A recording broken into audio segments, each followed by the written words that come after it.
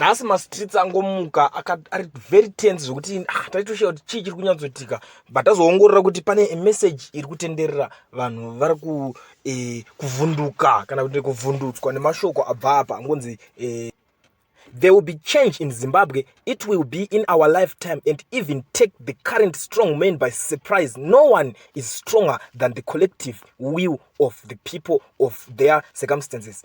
Good night. Imessage yakabva kuna Dr. Walter Muzembe nezuro. So payange ichitenderedzwa manje yange isina kuratidzwa kuti iri kubva kunani. Zvatombondinetsa ndobva ndazotanga kufambira nyaya inino advantage yekuti nyaya idzi munozviziva kuti takatraina pakutsvaga nyaya. Nyaya iri panapa ndeyekuti zviri kunzi timu riripo iro riri hakusi kutombodya rinopisa ende vanzi zviri kuda kuitika anytime. Hapana kana ari kuziva kuti chii chiri vachabva kurwa neengo ipi kubva kumajournalist kusvika kune vanhu vakaita sei vakanyimwa clue yekuti vatadzonzwisa kuti timu riripo roda kudonhedzwa nestrategy yakaita sei, but zviri kunzi vari kutongodonhedzwa zvekuti vanhu mese muchavhunduka like zuro ndizuro.